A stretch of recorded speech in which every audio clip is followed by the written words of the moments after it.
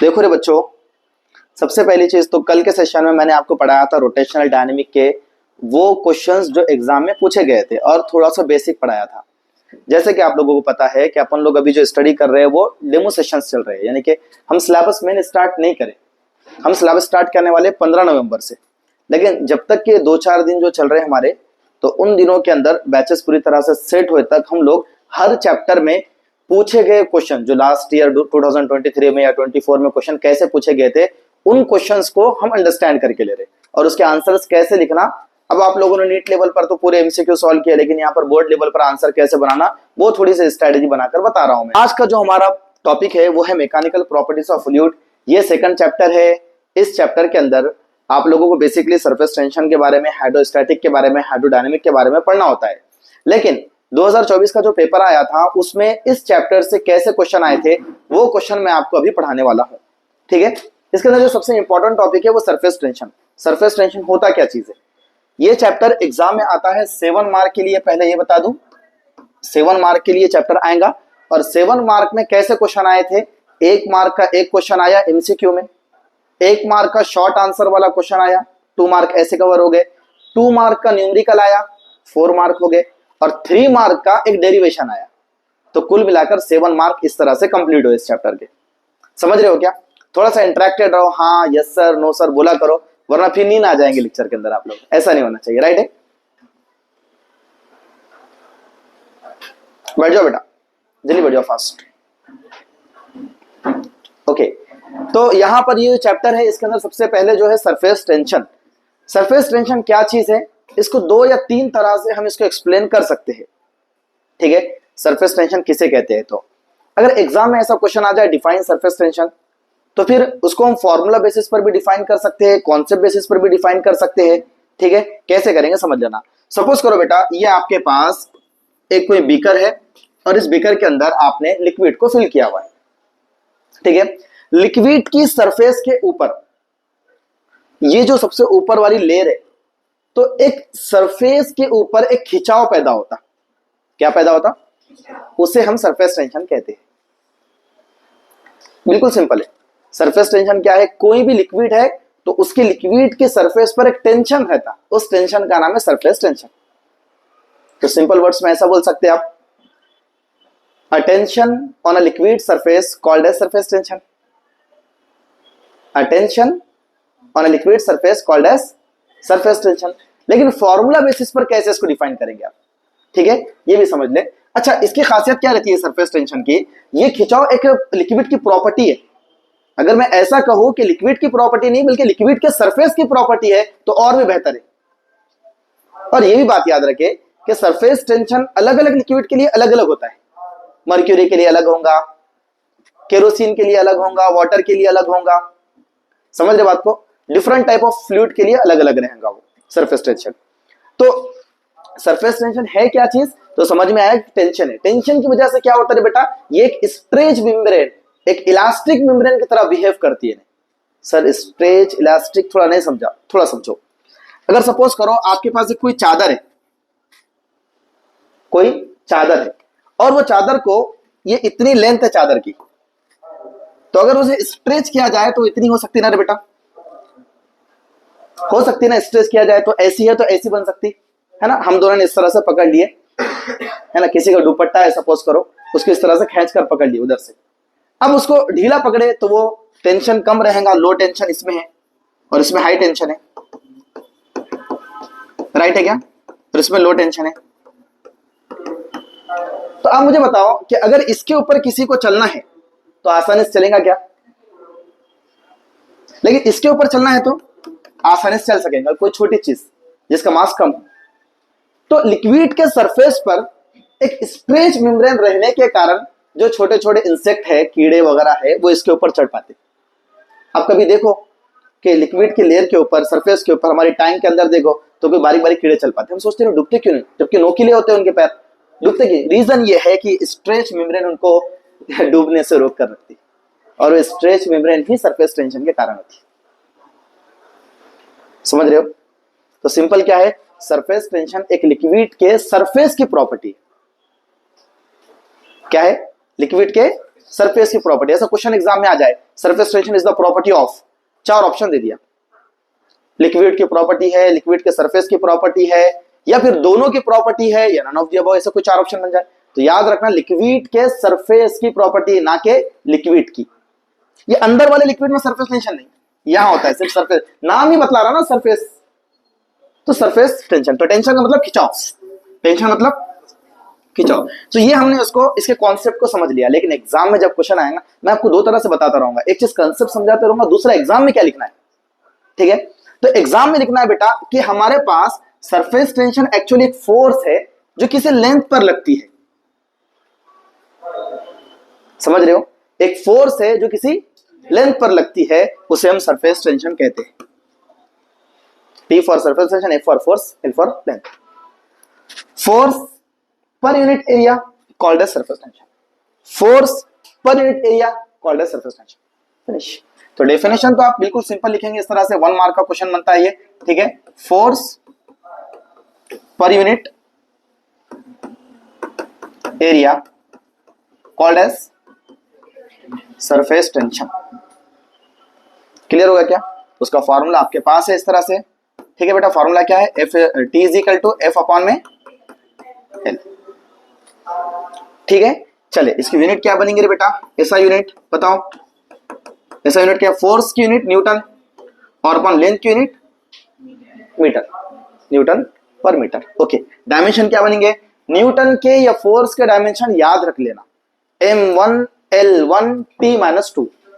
Newton force, force की unit Newton, Newton या force के डायमेंशन M1 L1 T-2। बोलो L1 M1 T-2। पहले किसको लेते लो? M1 L1 T-2, M1 L1 T-2। एक दफा बोलो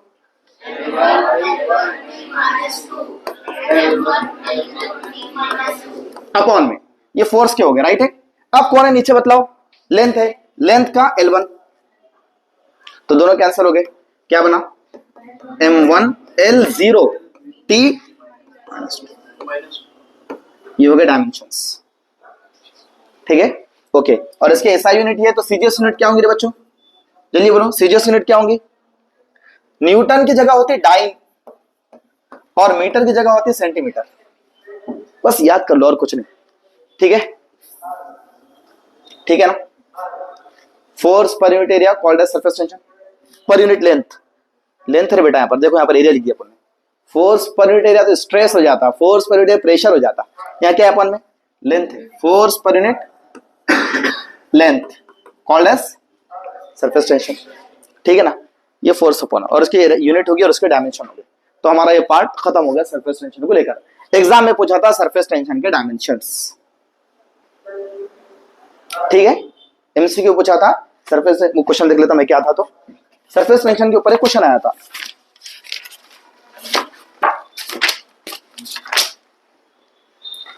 dimensional formula for surface tension. Dimensional फॉर्मूले में आपके पास ऑप्शन क्या है? यहाँ पर M1 L0 आना, तो ऑप्शन नंबर डी था L0 M1 T-2।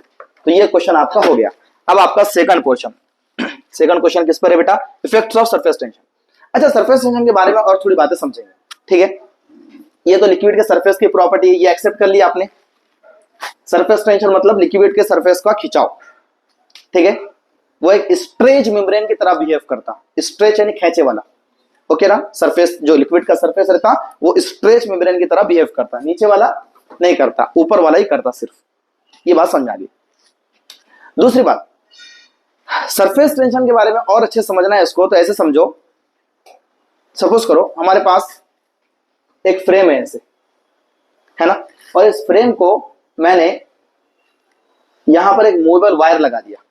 Movable wire यानी कि एक तार का जो है तो ऐसा फ्रेम बनाया, उस फ्रेम को इस तरह से एक मूवेबल वायर लगा दिया, यानी ये वायर जो है तो मूव कर सकता है इधर उधर। क्या कर सकता? वो मूव कर सकता। और मैंने क्या करा, इसको लिया और सोप सॉल्यूशन के अंदर, सरफ का, साबुन का पानी जो होता है उसके अंदर इसको डुबो दिया। जब डुबो के इसको बाहर निकाला तो यहां पर एक फिल्म तैयार हो चुकी थी, झिली, एक झिली तैयार हो चुकी थी सोप सॉल्यूशन की, एक फिल्म तैयार हो चुकी थी। मैंने ये चीज नोटिस करा कि जब तक मैं इसको ऐसे पकड़ के रखता हूं तो ये फ्रेम इस तरह से रहता है, लेकिन ये वायर को जब मैं छोड़ देता हूं तो वायर पूरा ऐसे चले जाता है। यानी यानी मैंने इसको सोप सॉल्यूशन के अंदर डुबो के रखा, तो यहां पर क्या पता हो, ये सरफेस फिल्म तैयार हुई, राइट है, डुबाया बाहर निकाला तो, और मैंने इस वायर को पकड़ के रखा, तो ये वायर बना हुआ नहीं है, मूवेबल है, इधर उधर आसानी से मूव हो सकता। तो पता चला कि इन्हें ऐसे मूव हो जा रहा, मैंने कॉन्सेंट्रेट किया कि इन्हें अंदर क्यों मूव हो रहा, तो फिर मैंने क्या करा, इसको फिक्स कर दिया और इसको मूवेबल कर दिया। जैसे ये तीनों फिक्स था पहले और इन्हें मूवेबल था, मूव हो सकता था इधर उधर ऐसे, तो मैंने क्या करा, इन तीनों को फिक्स किया। अब की बार मैंने क्या किया, इन तीनों को फिक्स किया और इसको मूवेबल कर दिया, तो पता चला इन्हें नीचे चले गया। फिर मेरी क्यूरियोसिटी और बढ़ गई कि जिसको मूव किया गया सब जाते हैं क्या, मैंने इसके लिए ट्राई करा, इसके लिए ट्राई करा, तो जो भी मूवेबल रहा वो इनवर्ड मूव होने लगा। पता चला सरफेस टेंशन यकीनन एक स्ट्रेचिंग फोर्स है जो स्ट्रेच करती है, क्या करती है, स्ट्रेच करती है, खींचती है, राइट है। और ये तीनों मूवेबल नहीं थे, इसीलिए इन्हें नहीं गया, और जो मूवेबल थी वो चले गया। तो उसे एक फोर्स खींच रही थी ना, उस फोर्स को कहते हैं फोर्स ऑफ सरफेस टेंशन।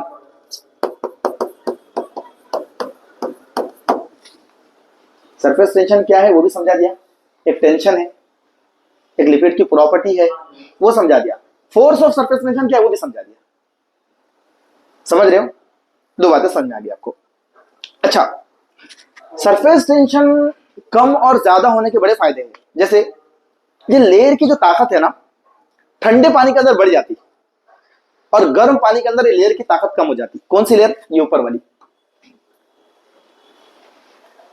गर्म पानी के अंदर क्या होती, ये लेयर की ताकत कम हो जाती।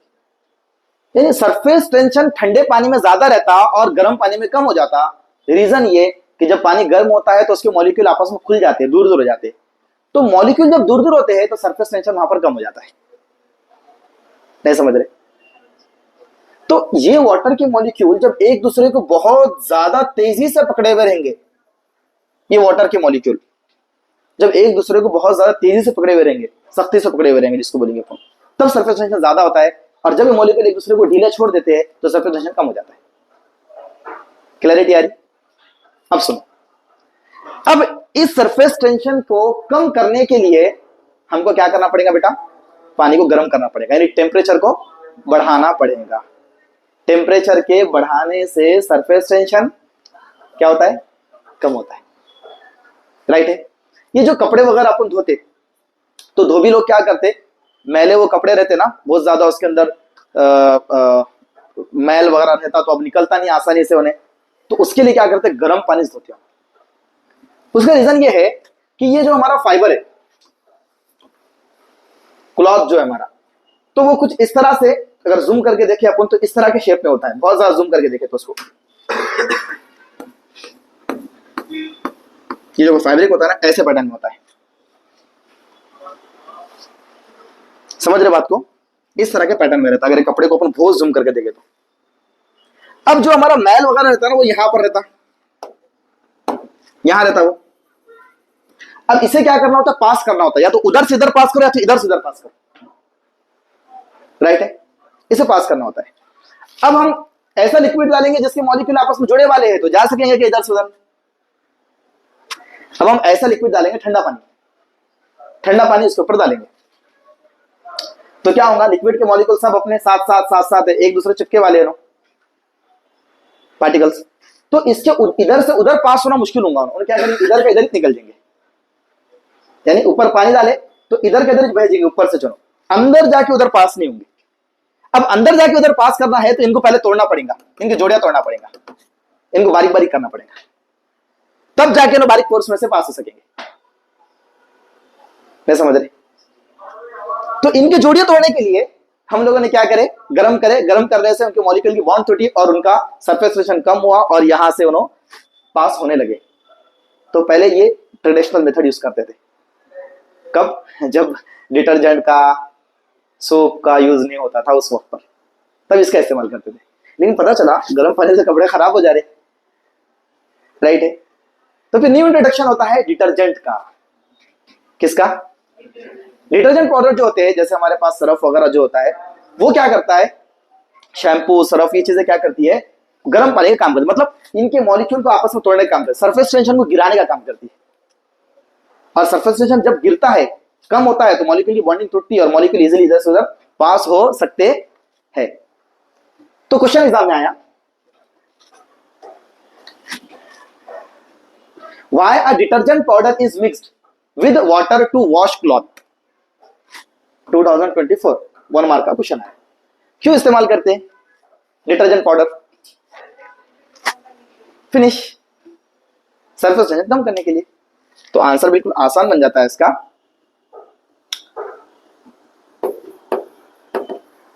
डिटर्जेंट पाउडर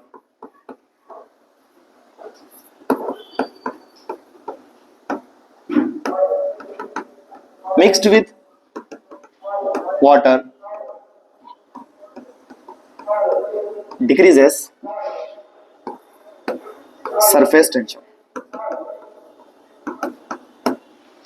और भी अगर अच्छे से लिखना है, इतनी तो बात हो गई, 1 लाइन में आंसर करना है अपने को, यहां तक तो बात खत्म हो चुकी है।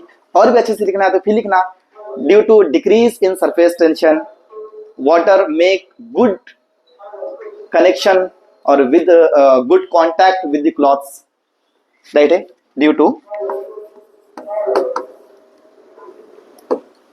To this water makes good contact, अच्छा कॉन्टैक्ट बनाता ना विथ क्लॉथ, ठीक है। टू रिमूव किसके लिए सर? निकालने के लिए। किसको निकालना है ना? टू रिमूव हार्ड स्ट्रेन,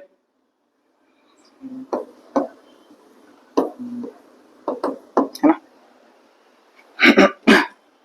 जो हेवीली टफ तरह से लगे हुए, हार्ड तरीके से लगा हुआ गंदगी, उसको निकालने के लिए, हार्ड डिस्टेंस को निकालने के लिए, है ना, इस तरह से। तो ये हम लिख सकते हैं, लेकिन ये हमारा एक्स्ट्रा पार्ट हुआ बेटा, ठीक है। एक्सप्लेनेशन में चल गया, 2 नंबर का क्वेश्चन आया तो तब के लिए ठीक है। 1 नंबर के लिए हमारा क्वेश्चन पूछा था, इतना सफिशिएंट है बेटा। फिनिश। तो यहां पर मैंने आपको समझाया कि सरफेस टेंशन बोलते हैं किसको। पहला क्वेश्चन सरफेस टेंशन क्या है, ये 4 पॉइंट बताया, इसमें से 4 में से कुछ भी क्वेश्चन एग्जाम पूछ सकता। 2 नंबर के लिए पूछ लिया तो कैसा एग्जाम में आता? Define surface tension, right its unit and dimension. 2020 का क्वेश्चन है। क्या पूछा? Define surface tension, right its unit and dimension. Surface tension यहां डिफाइन हुआ, यूनिट यहां डिफाइन हुआ, डायमेंशन यहां। 2 नंबर फिनिश। समझ रहे? टू द पॉइंट आंसर लिखने का है, बहुत ज्यादा खिलते बैठने का नहीं है। आगे चले, फिर उसने क्या बोला, सरफेस टेंशन के इफेक्ट्स कौन से होते हैं, ऐसे क्वेश्चन पूछा एग्जाम में। तो 2 इफेक्ट याद रख लो, टेम्परेचर के बढ़ाने पर सरफेस टेंशन, डिटर्जेंट के मिलाने पर सरफेस टेंशन, खत्म। 2 पॉइंट याद रख लो। अब यहां पर soluble impurity, insoluble impurity, partly soluble impurity, उनके कॉन्सेप्ट शुरू हो जाते हैं, लेकिन जरूरत नहीं है। 2 नंबर का क्वेश्चन 2 पॉइंट फिनिश। समझ रहे? बहुत सारा डेटा है पढ़ाने के लिए तो, लेकिन या अब सॉल्युबल इंप्योरिटी किसको बोलते हैं, जो पूरी तरह सॉल्व हो जाते हैं, जैसे सॉल्ट। इनसॉल्युबल जो सॉलिड नहीं होता, रेत वगैरह। पार्टली सॉल्युबल ये डिटर्जेंट, आधे सॉल्व होते आधे नहीं होते, फेस आ जाता ना ऊपर, झाग तैयार होता है।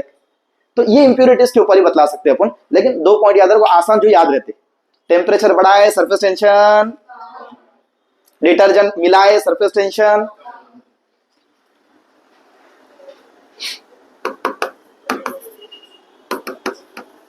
if temperature increases surface tension decreases, if detergent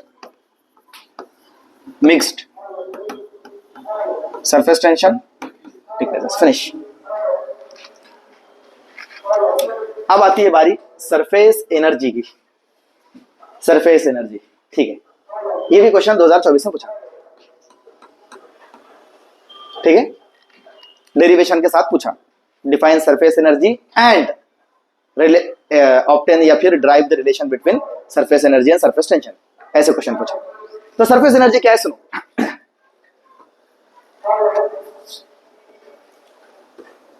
ये है अपना लिक्विड का सरफेस, तो इसका टेंशन सरफेस टेंशन, तो इसकी एनर्जी सरफेस एनर्जी।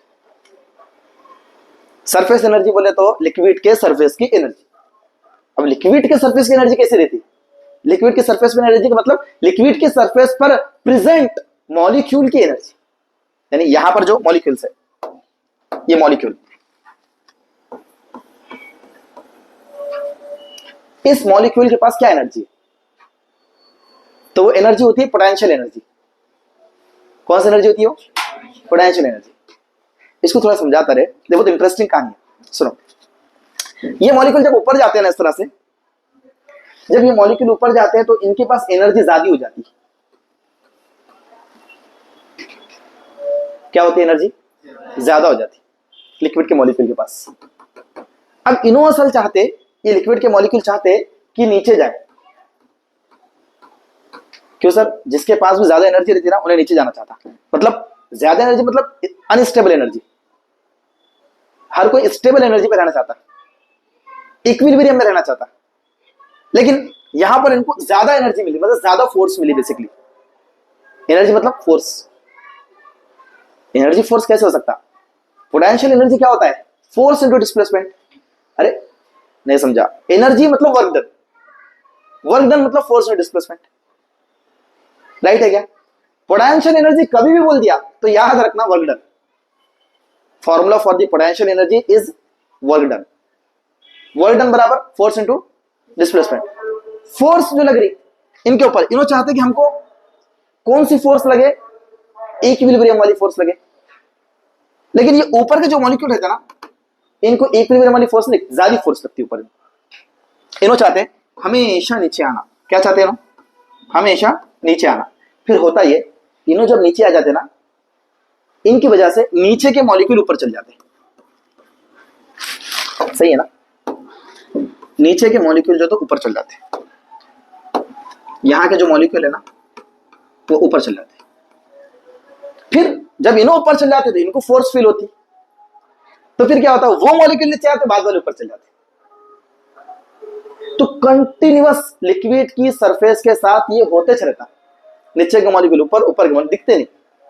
देखा तो पानी ठहरा हुआ दिखता, लेकिन ये उनकी प्रॉपर्टी लिक्विड एट रेस्ट की, होता नजर नहीं आता है।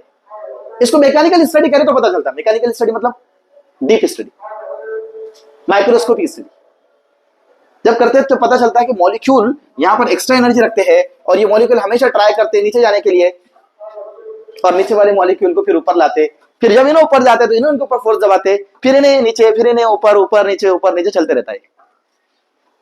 तो पता चला इससे एक और कंक्लूजन निकला कि लिक्विड के मॉलिक्यूल ऊपर रहते हुए नीचे आना चाहते, मतलब वो चाहते अपने एरिया को कम करना। लिक्विड मॉलिक्यूल जो ऊपर वाले हैं उन्हें अपने एरिया को कम करना चाहते, यानी इतने हैं तो उन्हें नीचे होना चाहते। लेकिन कैसे होगा? कंजर्वेशन ऑफ मास भी तो कोई चीज है ना। ऐसा थोड़ी हो सकता है इन्होंने नीचे जाना चाहते मतलब एरिया कम हो जाएगा, ऐसा थोड़ी हो सकता। मास भी तो कंजर्व है ना। यहाँ के जो मॉलिक्यूल है वो ऊपर चल जाएंगे, मास तो जितना ही उतना रहेगा। समझ रहे? मैं मिसाल के तौर पर एक बात समझा रहा हूं। मैं यहां पर ठहरा हुआ हूं, अगर मुझे आपने नीचे निकाल दिया एग्जाम्पल के तौर पे, ये रूम का मास जो भी रहेगा, मुझे इधर उधर उधर किधर भी भेजने से रूम का पूरा मास थोड़ी कम होगा। मैं तो रूम में छोड़ा, ये मॉलिक्यूल भले ही नीचे देंगे लेकिन उनका मास तो रहेगा ना। तो ये मॉलिक्यूल हमेशा ट्राई करते हैं, सरफेस के मॉलिक्यूल, कि अपने एरिया को कम करें। समझ रहे? The molecule of surface always tries to minimise surface area. ये एक स्टैंडर्ड लाइन है, टेक्स्ट बुक याद रखना है। तो सर यहां पर क्या जरूरत पड़ी? उसकी जरूरत नहीं पड़ी। कभी ऐसे पूछ सकता कि सरफेस के मॉलिक्यूल क्या करना चाहते हैं? एरिया को डिक्रीज करना चाहते हैं, इंक्रीज करना चाहते हैं, क्या करना चाहते हो? तो याद रखना हमेशा एरिया को डिक्रीज करना चाहते हैं, लेकिन फाइनल आंसर ये है कि डिक्रीज कर नहीं पाते। क्यों नहीं कर पाते डिक्रीज?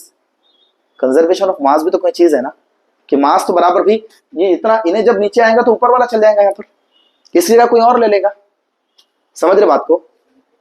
इसकी जगह कोई और ले लेगा, उसकी जगह कोई और ले लेगा, ऊपर नीचे आएगा जिससे और कोई। फाइनली बात खत्म। बहुत बोर हो रहा है यहाँ पर, लेकिन इतना तो समझ में आ गया कि लिक्विड के ऊपर के जो मॉलिक्यूल है वो चाहते हैं अपने एरिया को कम करना, लेकिन कर, ये बात भी याद रखो, चाहते, ये वर्ड याद रखो, ट्राइस। ओके ना। लिक्विड सरफेस मॉलिक्यूल ऑलवेज, या लिक्विड सरफेस ऐसा बोल दो direct, liquid surface always tries to minimise their surface area, उसका सरफेस एरिया को कम करना चाहती है लेकिन कम कर नहीं पाती। खैर कोई मसला नहीं। अब सरफेस एनर्जी क्या है, ये जो मॉलिक्यूल है इन्हों जो है तो ऊपर बर्डन लेके बैठे ना, एक बोझ लेके बैठे वाले ऊपर, एक एनर्जी लेके बैठे वाले उन्होंने, उस एनर्जी का नाम है surface energy. Extra energy possess by, extra energy possess by surface molecule, surface molecule के जरिए जो एक्स्ट्रा एनर्जी है वो है सरफेस एनर्जी। या फिर ऐसा बोल दो, potential energy possess by surface molecule, that is surface energy. दो भी आंसर करेक्ट रहेंगे, ठीक है। इधर ध्यान दो, वो पीछे वालों ध्यान दो, इधर सरफेस एनर्जी क्या रहेंगी, एक्स्ट्रा एनर्जी, किसकी extra energy, of surface of liquid surface molecule, है ना, लिक्विड्स सरफेस मॉलिक्यूल, जो लिक्विड के सरफेस के मॉलिक्यूल है उनकी जो एक्स्ट्रा एनर्जी है, ठीक है, that is called surface energy. Finish, ठीक है क्या। अब एनर्जी है तो जाहिर सी बात है उसकी यूनिट तो जूल रहेंगी, और अर्ग लिख देना, ठीक है, सीजीएस में, एसआई में जूल, सीजीएस में अर्ग। डायमेंशन क्या रहेंगे, याद रखो, जिस तरह फोर्स के याद रखे ना, m1 l1 t-2, ये फोर्स के थे ना, तो यहां पर m1 l2 t-2 कर देना डायमेंशन में। Sir m1 l1 t-2 force के, m1 l2 t-2 जूल की एनर्जी के। अरे एक लेडी थोड़ा याद करके बतलाओ मेरे साथ में, फोर्स मतलब न्यूटन, न्यूटन के dimension m1 l1 t-2, energy मतलब जूल, जूल के डायमेंशन m1 l2 t-2। हो गया क्या, क्या फर्क है, ये दोनों सेम, यहां पर खाली l1 से l2 है। डायरेक्ट डायमेंशनल फॉर्मूला पूछता, याद रखेंगे ये। आगे बढ़े,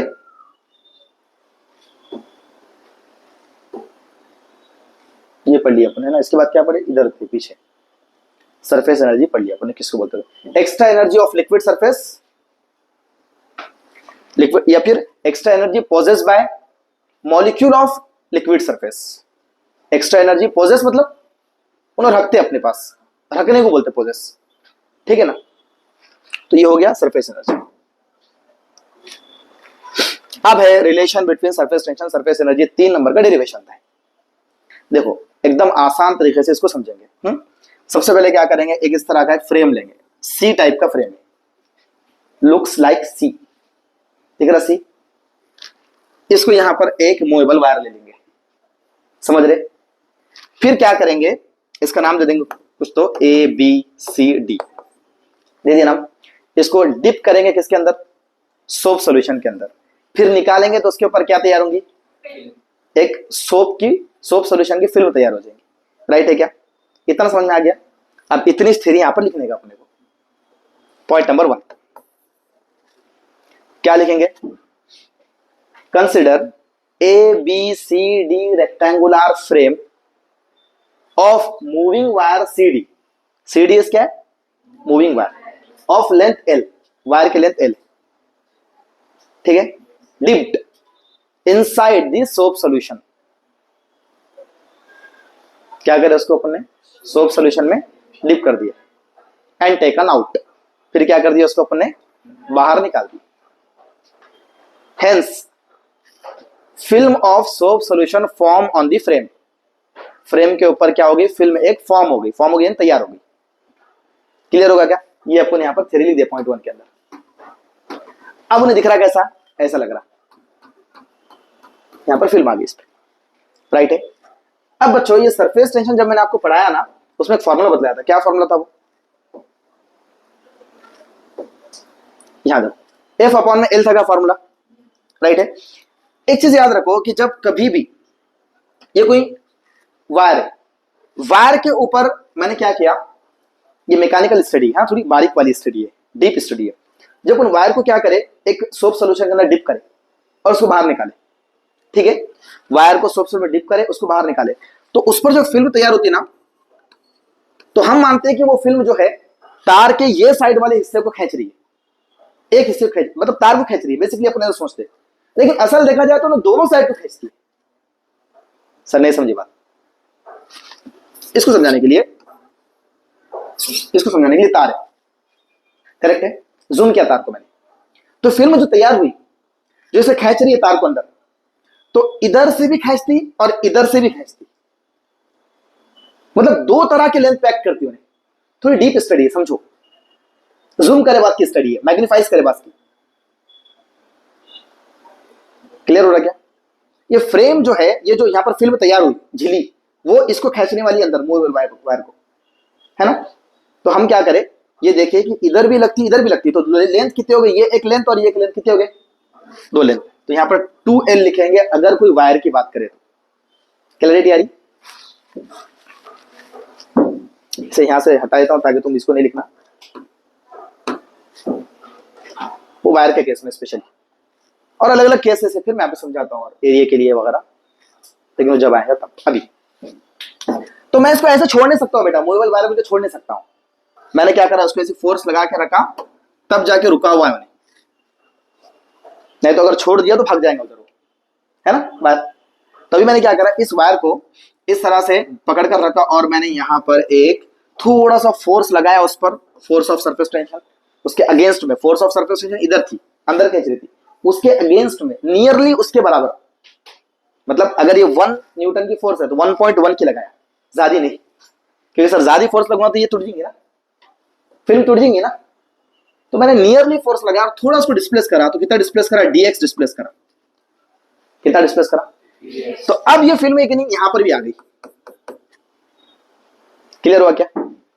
तो मैंने वर्क डन अगर कितना करा, तो मैंने यहां से यहां पर वर्क डन करा, यानी ये लेंथ जो भी थी, तो इससे मैंने थोड़ा इधर उसको डिस्प्लेस कर दिया, तो वर्क डन कितना हुआ सर, ये dx डिस्टेंस पे हुआ।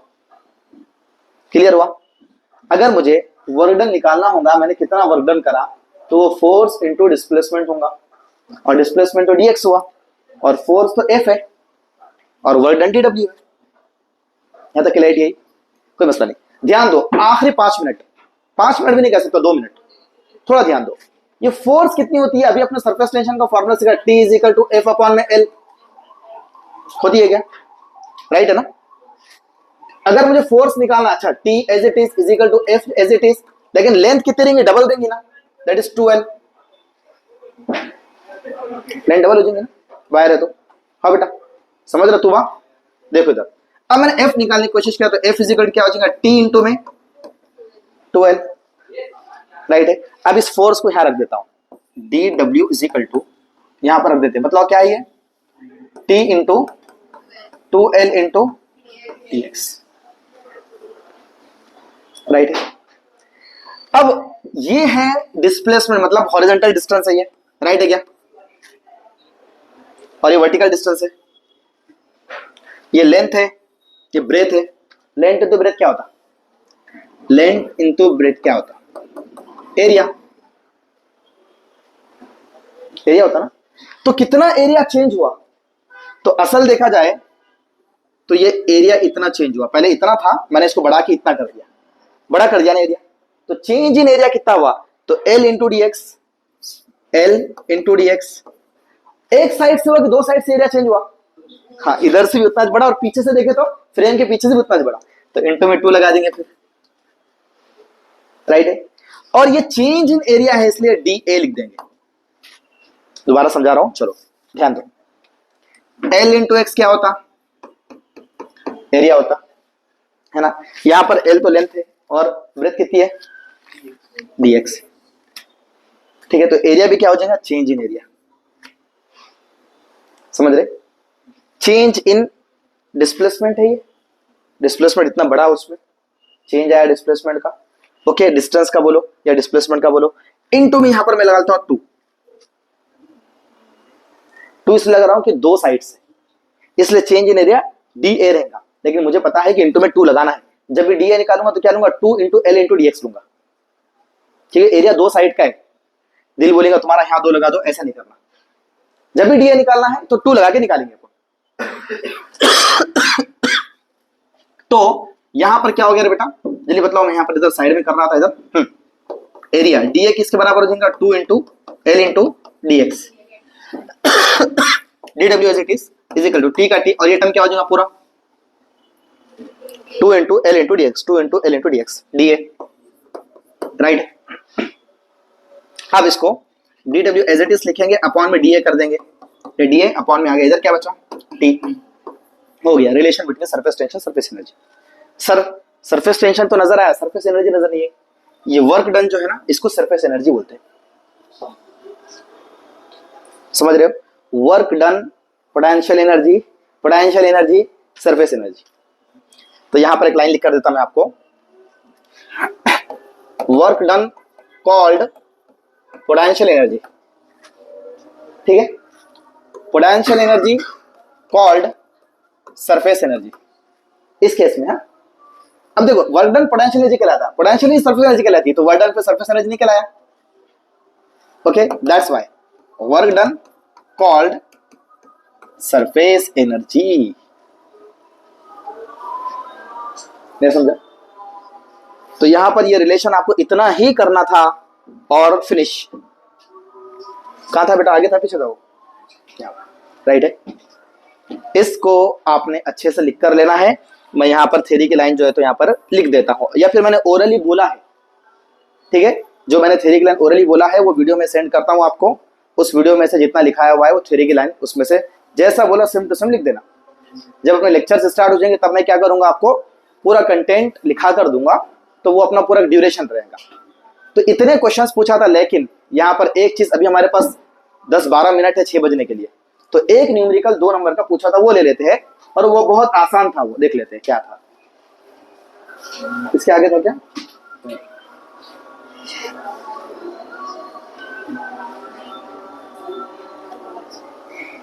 न्यूमेरिकल लिखा नहीं था मैंने, तो शॉर्टली एक न्यूमेरिकल ले लेते हैं, फिर बात खत्म। 2024 के सारे क्वेश्चंस हो जाएंगे कवर इसमें।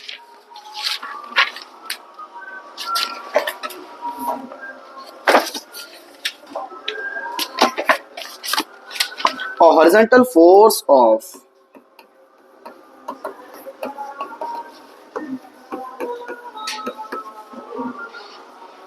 0.5 Newton is required to move a metal plate of area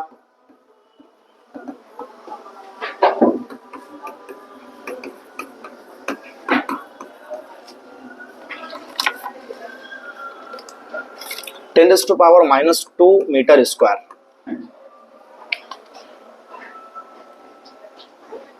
with a velocity of 3 into 10⁻².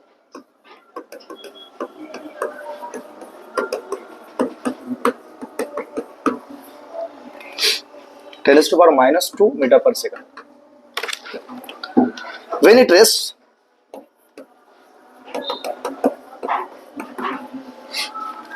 on 0.5 into 10⁻³ meter thick layer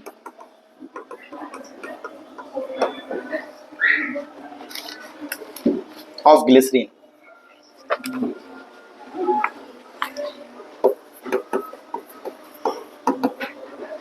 find the coefficient of viscosity of glycerine.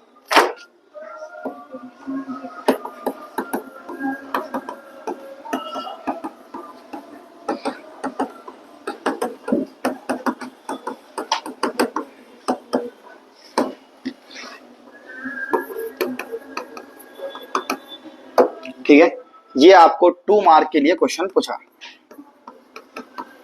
हाँ, लास्ट ईयर। अब इस question को, इसके behind coefficient of viscosity क्या है, viscosity क्या है, ये सारी चीजें तो समझनी है एक पर्टिकुलर टाइम पर, बट इस न्यूमेरिकल को आसानी से फॉर्मूले के थ्रू कैसे कर सकते हैं वो सिखाता। अगर एक फॉर्मूला याद कर लेते हैं तो न्यूमेरिकल सॉल्व हो जाता है। ठीक है क्या, चले फॉर्मूला देखें, ये कहलाता है ईटा, ईटा पढ़ते हैं इसको।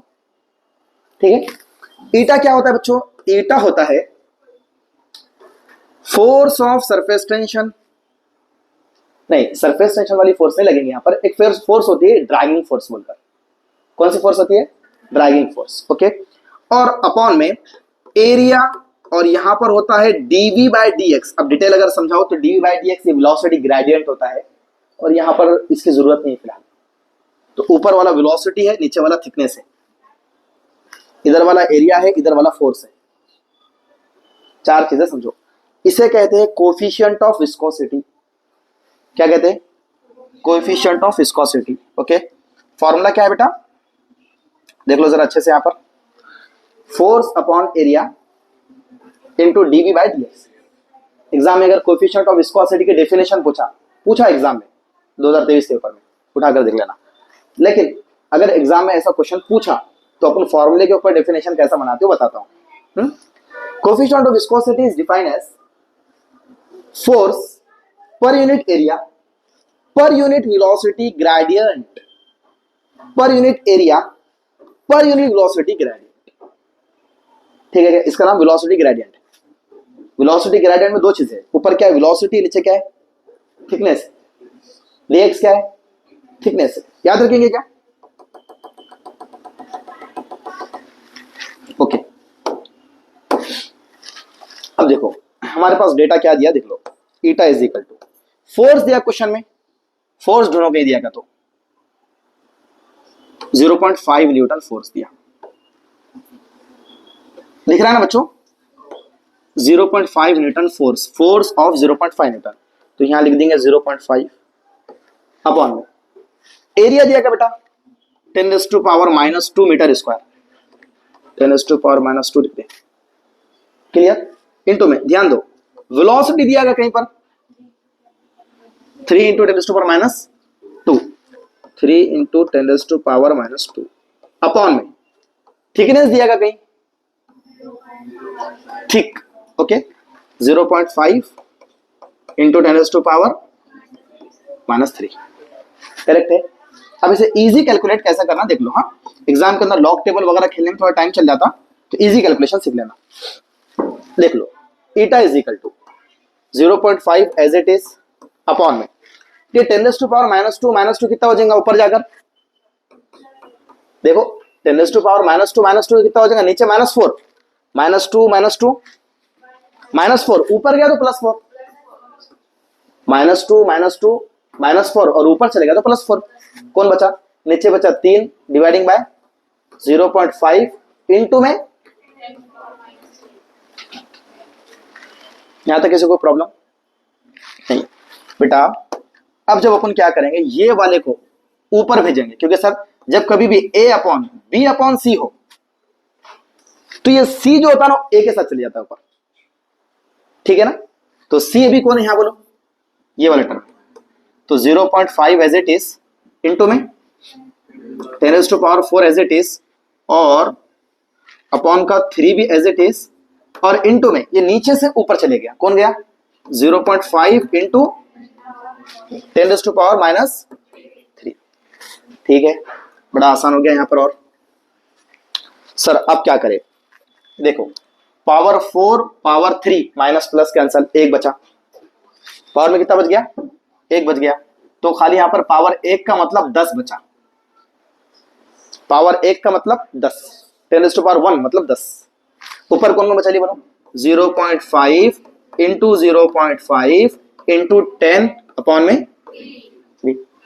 यहां से अगर मैं ये 0 हटा दूं तो ये पॉइंट निकल गया, एक 0 एक पॉइंट निकल गया। फिर क्या बचा?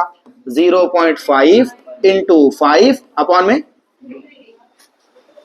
आ रहा ना समझ में? कैसा करे तो थोड़ा इजी कैलकुलेट कर रहे हैं इसको।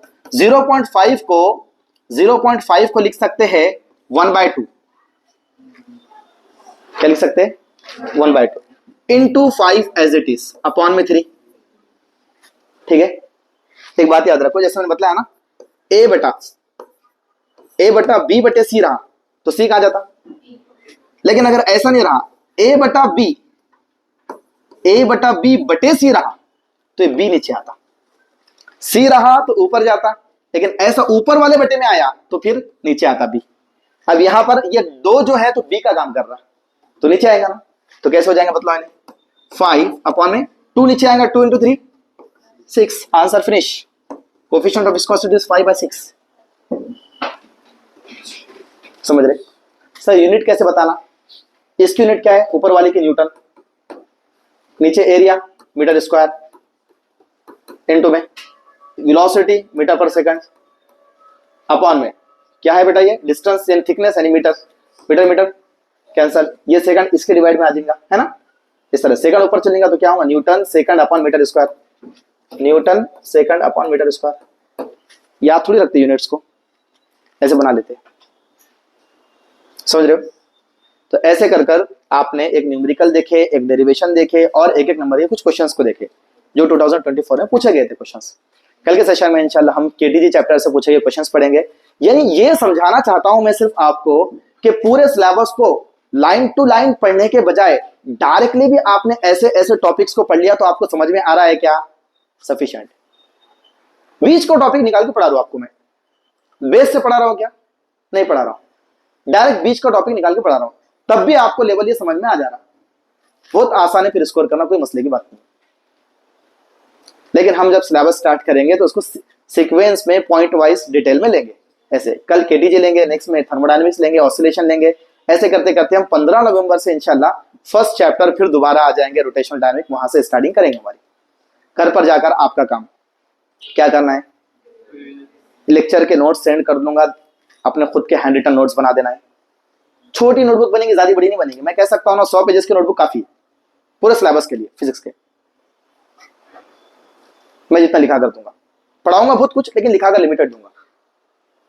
तो आपने क्या करना है? वो 100 पेजेस की नोटबुक में उतना कंटेंट लिखकर ले लेना है, रोज का रोज डेटा लिखना है और उसको रोज का रोज रिवाइज करना है। अब महीने 2 महीने के अंदर पूरा की पूरा फिजिक्स पढ़ लेंगे अच्छे से। लेकिन मेहनत तो करना पड़ेगा। देखो आखिरी टाइम होता है, मैं नीट के बच्चों को भी थोड़ा सा बोलूंगा, ये जो नीट कर रहे हैं बच्ची हमारी, तो वो भी थोड़ा, ये लास्ट टाइम है, इसको बोर्ड के एग्जाम के साथ बर्डन मत समझो। अगर तुम ये स्टडी कर रहे हैं, तुम्हारे ऑटोमेटिकली नीट का भी रिवीजन हो रहा, ये बात याद रखो। समझ रहे? अगर मेरे पास और टाइम रहता था या बनता, मैंने अभी बच्चों से बात करा, अभी तो आपके फ्रेंड्स वगैरह आए थे, मैंने उनसे कहा कि लेक्चर के बाद अगर आप लोग इंटरेस्टेड है तो बैठकर अपन एमसीक्यू भी सॉल्व करेंगे इसके, इन टॉपिक्स पर, पीवाईक्यूज जो पूछे गए। तो नीट के बच्चों ने कहा कि हाँ देखेंगे सर, इंशाल्लाह करेंगे। बच्चे आकर गए तो उनसे बात हुई अभी। तो ये स्टडी के साथ साथ आपकी वो भी स्टडी होने वाली है।